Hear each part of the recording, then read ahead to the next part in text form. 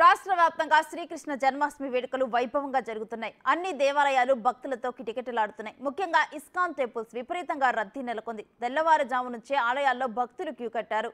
వేడుకల్లో భాగంగా సికింద్రాబాద్ ఇస్కాన్ ఆలయాన్ని ఎంతో అందంగా ముస్తాబు చేశారు. కృష్ణాష్టమి వేడుకలపై మరింత సమాచారం మా ప్రతినిధి అంజుమా అందిస్తారు. సందర్భంగా కృష్ణుడి ఆలయాలన్నీ భక్తులతో కిక్కిరిసిపోయి కనిపిస్తున్నాయి. తెల్లవారుజాము నుంచే ప్రధాన ఆలయాలన్నింటికీ కూడా భక్తులు పోటెత్తుతున్నారు. ప్రస్తుతం మనం సికింద్రాబాద్ లో ఉన్నటువంటి ఇస్కాన్ టెంపుల్లో ఉన్నాము. ఈ ఆలయానికి తెల్లవారుజాము నుంచి ఇప్పటి వరకు వేలాది మంది భక్తులు వచ్చి చిన్ని కృష్ణుడిని దర్శించుకున్నారు. చిన్ని కృష్ణుడిని ఎంతో అందంగా పూలతో అలంకరించడం జరిగింది. లోపల మండపం అంతా కూడా ఎంతో చూడముచ్చటగా ఉంది.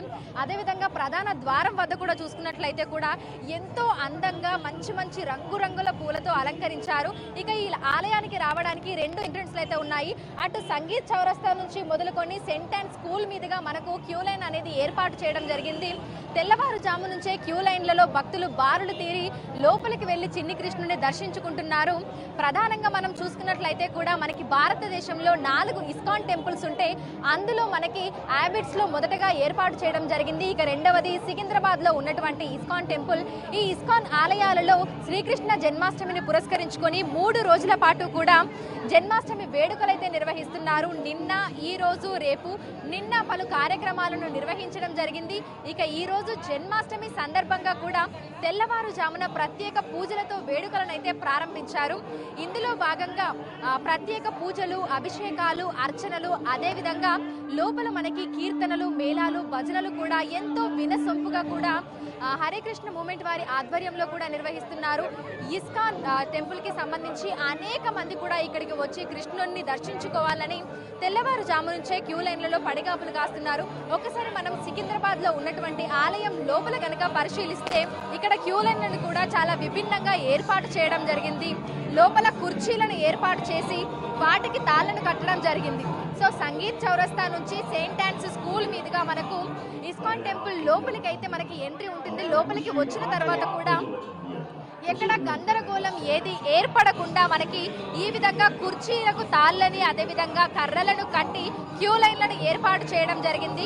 సో ఒక్కసారి మనం లోపలికి వెళ్ళిన తర్వాత మగవారికి, ఆడవారికి సపరేట్ గా మనకు లోపల క్యూ లైన్లను ఏర్పాటు చేశారు. సో ఎప్పటికప్పుడు అంటే క్రౌడ్ ఎక్కడ ఆగకుండా కూడా ఈజీగా దర్శనం అయిపోయే విధంగా ఇక్కడ వీళ్ళు అన్ని ఏర్పాట్లను అయితే చేయడం జరిగింది. మనకి క్యూ లైన్ అనేది ఎక్కడ కూడా ఆగటం లేదు. మొత్తం మూమెంట్ అయితే మనకు కొనసాగుతూనే ఉంది. ఇక లోపల మండపాన్ని అయితే ఎంతో అందంగా, అద్భుతంగా అలంకరించారు అని చెప్పుకోవచ్చు. చిన్ని కృష్ణయ్యను చూస్తుంటే అలా చూస్తూ ఉండిపోవాలనిపిస్తుంది. అంత అందంగా అలంకరించారు జన్మాష్టమి సందర్భంగా. ఇక ఒక్కసారి మనం కృష్ణుడిని దర్శించుకొని బయటకు వచ్చిన తర్వాత కృష్ణుడికి సంబంధించినటువంటి గ్రంథాలను, పుస్తకాలను కూడా అక్కడ ఏర్పాటు చేయడం జరిగింది.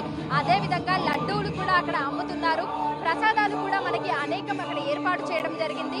ఇక శ్రీకృష్ణుని దర్శించుకోవడానికి వచ్చేటువంటి ప్రతి ఒక్క భక్తునికి కూడా ఇస్కాన్ టెంపుల్ వారి ఆధ్వర్యంలో మనకి ప్రసాద వితరణ అనేది కూడా ఏర్పాటు చేస్తున్నారు.